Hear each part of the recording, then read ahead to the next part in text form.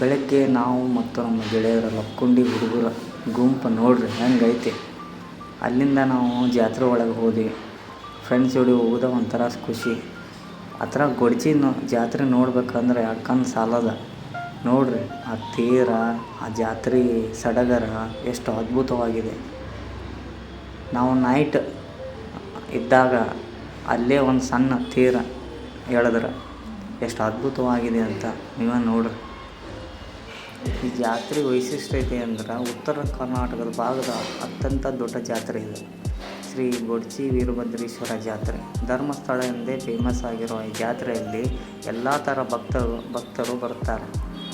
ಏನು ಆ 3 ದಿನ ಜಾತ್ರೆ ಇರುತ್ತೆ. ಎಷ್ಟು ಅದ್ಭುತವಾಗಿರುತ್ತೆ ಅಂದ್ರೆ ಎರಡು ಕಣ್ಣು ಸಾಲದ. तांबडी luck luck luck luck luck luck luck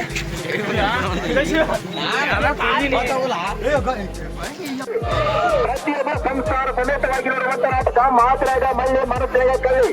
ಈ ನಾಟಕದಲ್ಲಿ